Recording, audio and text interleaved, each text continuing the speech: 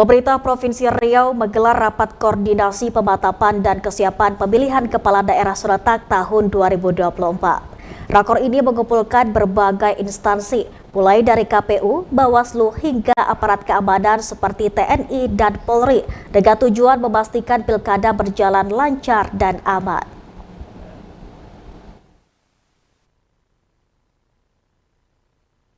Dalam rangka memastikan kelancaran pelaksanaan pilkada serentak pada 27 November 2024, pemerintah Provinsi Riau bersama PJ Gubernur Riau Rahman Hadi menggelar pertemuan koordinasi dengan seluruh kepala daerah dari kabupaten kota di Provinsi Riau.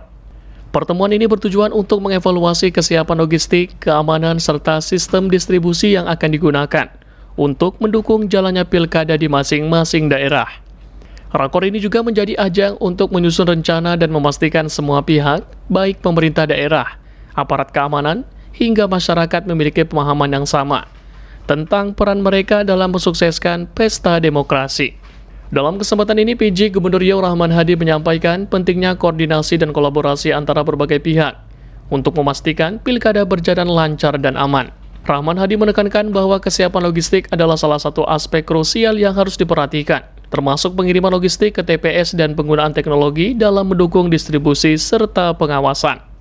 Rahman Hadi juga menggarisbawahi pentingnya sinergi antara pemerintah Provinsi Riau, Polri, TNI, KPU, Bawaslu, serta pemerintah kabupaten kota dalam menyukseskan Pilkada 2024. Salah satu fokus utama pertemuan ini adalah kesiapan logistik pemilu, mulai dari surat suara, kotak suara, hingga peralatan TPS lainnya telah dipersiapkan dan distribusikan sesuai dengan jadwal yang telah ditetapkan. PJ Gubernur Riau mengingatkan pentingnya memastikan logistik sampai ke TPS tepat waktu dan dalam kondisi baik. Untuk itu, setiap kabupaten kota diminta untuk memastikan kesiapan di tingkat daerah, termasuk kesiapan petugas di setiap TPS. Selain itu, PJ Gubernur Riau juga menyoroti penggunaan teknologi dalam mendukung pelaksanaan pilkada, terutama dalam hal pengawasan dan distribusi logistik. Hal ini diharapkan dapat meningkatkan efisiensi dan mengurangi potensi kesalahan dalam pelaksanaan pilkada, serta memastikan semua proses berjalan transparan dan akuntabel. Pada kesempatan ini, PJ Gubernur Riau Rahman Hadi juga meminta perhatian khusus terhadap kesiapan keamanan pilkada. Dan pihak kepolisian, TNI, dan aparat sudah mempersiapkan langkah-langkah pengamanan untuk mengantisipasi potensi gangguan. Dalam pemaparan yang disampaikan Kapolda Riau dan Kapolres setempat, mereka menjelaskan bahwa berbagai langkah pengamanan telah dilakukan, termasuk melibatkan personil untuk menjaga TPS dan mengantisipasi gangguan yang mungkin terjadi selama proses pemilihan. Polisi dan TNI juga telah mengadakan berbagai pertemuan dan deklarasi dengan tokoh masyarakat dan kepala desa guna memastikan terciptanya situasi yang aman dan kondusif di seluruh daerah. PJ Gubernur Riau juga menekankan pentingnya kolaborasi antara semua pihak baik di tingkat provinsi, kabupaten kota maupun masyarakat untuk memastikan pilkada berjalan lancar dan sukses.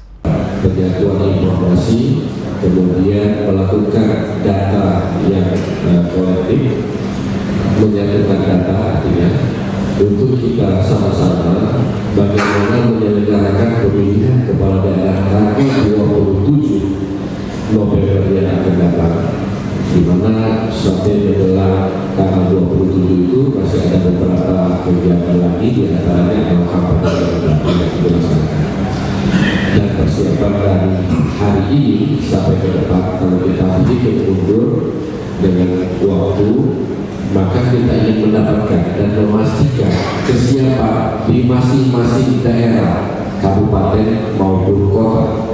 Karena penyelenggaranya adalah teman-teman di KPU dan Bawaslu, baik itu provinsi, kemudian kabupaten kota, tetapi karena ini adalah fungsi politik di waskita, maka pemerintah daerah wajib untuk melakukan koordinasi, sinkronisasi, dan memberikan dukungan sepenuhnya untuk penyelenggaraan daripada pemilihan kepala daerah.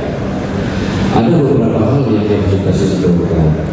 Yang pertama adalah nanti kami mendapatkan informasi dari masing-masing kabupaten kota tentang hubungan penyelenggaraan dari pemilu kada, tentang dukungan anggaran misalnya, apakah sudah diserahkan sepenuhnya dan diserahkan kepada yang menjadi stakeholder kita dalam bentuk IPHD.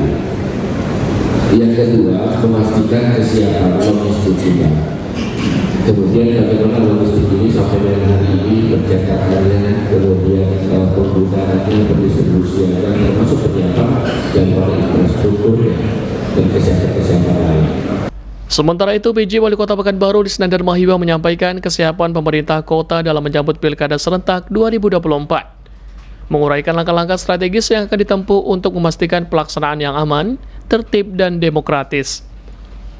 Dalam keterangannya, PJ Wali Kota menyoroti pentingnya netralitas aparatur negara serta peran aktif masyarakat dalam menjaga kondusivitas selama tahapan Pilkada.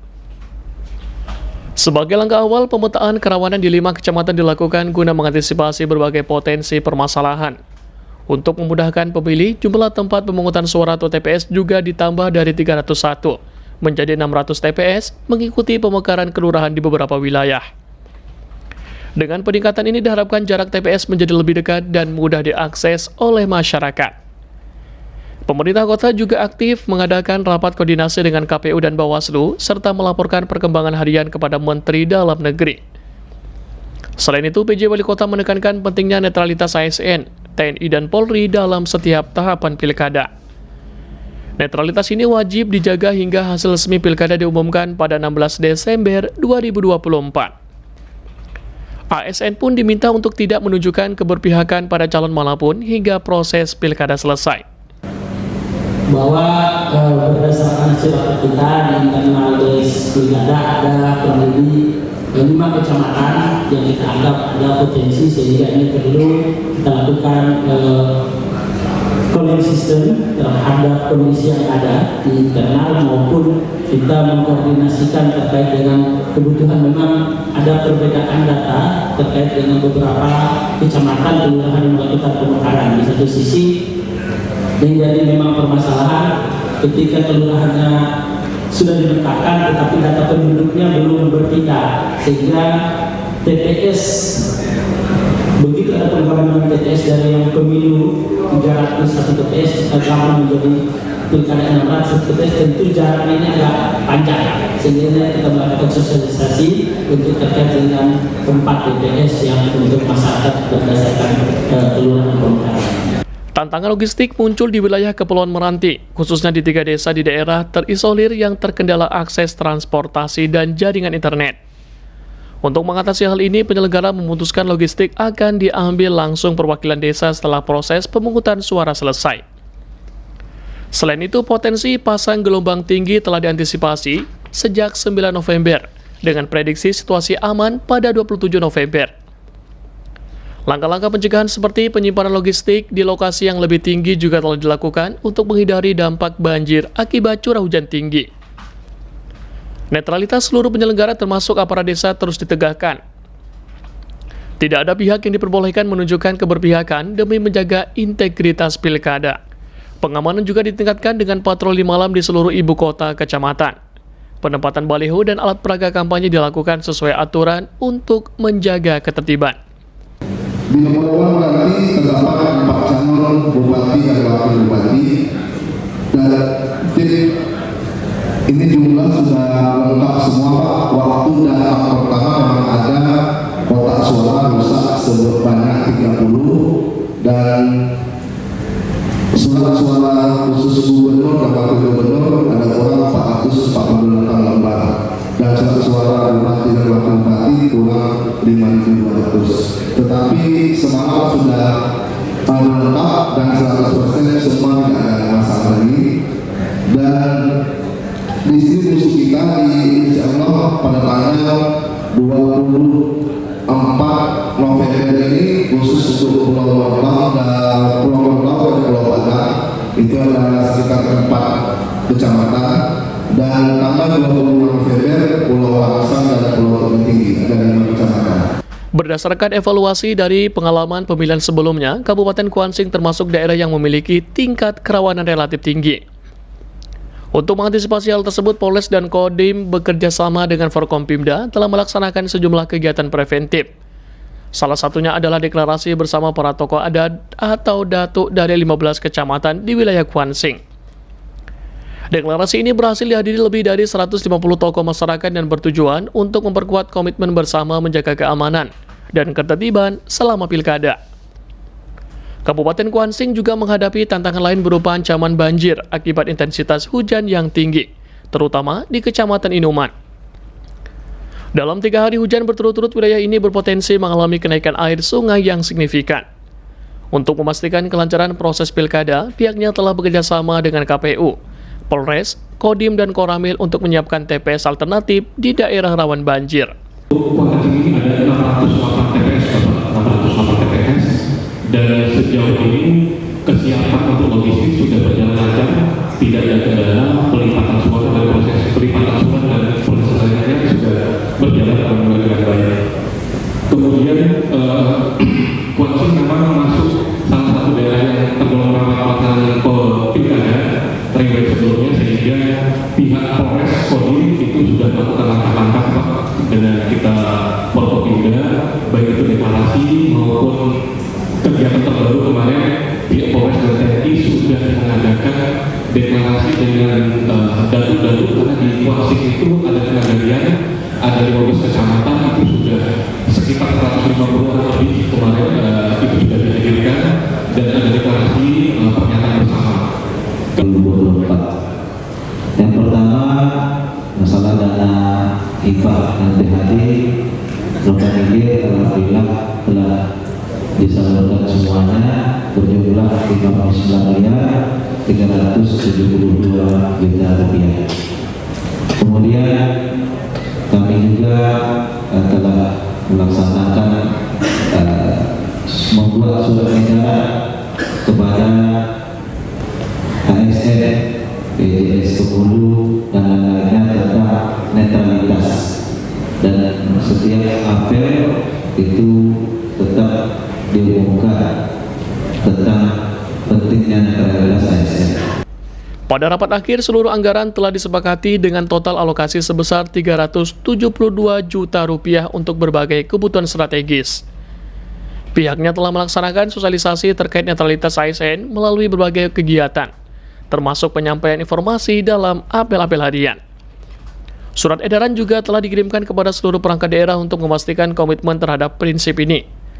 Dalam setiap kesempatan seperti hajatan, acara pernikahan, atau pertemuan desa, pihaknya terus menyampaikan pesan-pesan penting kepada masyarakat, termasuk isu-isu terkait partisipasi pemilih. DPT-nya ada 493.333 orang. Kemudian dana jumlah tersebut sudah merekam 99,58% atau 491.403 orang. Yang merekam sampai hari ini adalah 1.930 orang. Dan sedikit menyimpang saya laporkan sekaligus kapasitas saya sebagai Direktur Pelaksanaan Pembangunan Data Sipil, kami sudah berikan data orang-orang atau wajib KTP seluruh Indonesia termasuk di provinsi ini, baik dari address dengan alamatnya masing-masing di seluruh kabupaten. Dengan demikian sebenarnya setiap kabupaten bisa mengetahui di mana alamat orang tersebut untuk bisa dilakukan jemput bola dan lain sebagainya untuk bisa pada saatnya merekam. Tahun ini Pilkada Bengkalis diikuti 2 pasangan calon. Berbagai tahapan kampanye telah terlaksana, termasuk 2 debat publik yang menarik perhatian masyarakat, serta kampanye rapat umum yang direncanakan pada 23 November 2024. Dalam menjaga suasana yang kondusif, pemerintah bekerja sama dengan Forkompimda untuk mengantisipasi potensi gangguan selama masa kampanye. Dalam menjaga netralitas, pemerintah telah mengedarkan surat edaran kepada ASN, kepala desa, perangkat desa, dan pegawai pemerintah daerah. Manajemen media yang strategis yang ke-9 itu yang paling penting. Berdoa dan sedekah. Saya perintahkan semua berdoa dan pergi sedekah. Saya kira yang di sebelah kanan juga saya sudah perintahkan semua jajaran mengelola potensi kerawanan masing-masing wilayah, potensi konflik politik. Nah, ini banyak. Saya tidak akan detailkan di sini, banyak potensi konflik politik. Ini harus dikelola. Potensi konflik perorangan, saya tahu persis siapa yang konflik perorangan, siapa yang mau berantem, saya tahu persis di salah satu kabupaten. potensi bencana alam yang disampaikan beberapa bapak presiden. Ada yang curah hujan yang jangan sampai nanti di Kampar misalnya sungai Kampar meluap, ya kan? Di TPS itu harus ada opsi 1, opsi 2 dan sebagainya. Pihak kepolisian dan aparat sudah mempersiapkan langkah-langkah pengamanan untuk mengantisipasi potensi gangguan. Kapolda Riau Irjen Pol Muhammad Iqbal menjelaskan berbagai langkah pengamanan telah dilakukan, termasuk melibatkan personil untuk menjaga TPS dan mengantisipasi gangguan yang mungkin terjadi selama proses pemilihan. Kepolisian juga telah mengadakan berbagai pertemuan dan deklarasi dengan tokoh masyarakat dan kepala desa guna memastikan terciptanya situasi yang aman dan kondusif di seluruh daerah. Pilkada 2024 di Provinsi Riau, Pak. Hari ini rapat kita komprehensif, mulai dari Forkompinda Provinsi, Forkompinda Kabupaten Kota, Bawaslu, KPU. Kita memastikan yang pertama adalah bahwa dari hari ini, bukan dari hari ini, dari tahapan pemilu sampai dengan hari ini sesuai dengan jadwal dan persiapannya. Hari ini sampai dengan ke depan 27 November 2024 ini langkah-langkah strategi apa yang akan kita lakukan. Setelah itu 27 sampai dengan 16 Desember itu dalam rangka sampai dengan perhitungan dan mengumumkan hasil, dan pada tanggal 7 Februari untuk pelantikan gubernur dan wakil gubernur terpilih 10 Februari untuk hasil wali kota. Pemerintah daerah telah memetakan sejumlah potensi kerawanan yang mungkin muncul selama pelaksanaan Pilkada 2024. Salah satu isu utama yang dihadapi adalah kendala geografis. Beberapa daerah di Riau, terutama yang berada di daerah terpencil, hanya dapat dijangkau melalui jalur laut, yang berpotensi menghambat kelancaran distribusi logistik dan akses pemilih ke tempat pemungutan suara. Rahman Hadi menambahkan seluruh penyelenggara Pilkada diminta untuk melakukan pengecekan intensif di daerah-daerah rawan. Diharapkan dengan langkah ini, potensi masalah yang mungkin timbul di lapangan dapat diatasi dengan cepat dan tepat. Ia juga menegaskan bahwa pemerintah telah bekerjasama dengan TNI dan Polri untuk menjaga keamanan selama Pilkada, demi memastikan masyarakat dapat menggunakan hak pilih mereka dengan aman dan nyaman. Yesika dan Hermansyah melaporkan.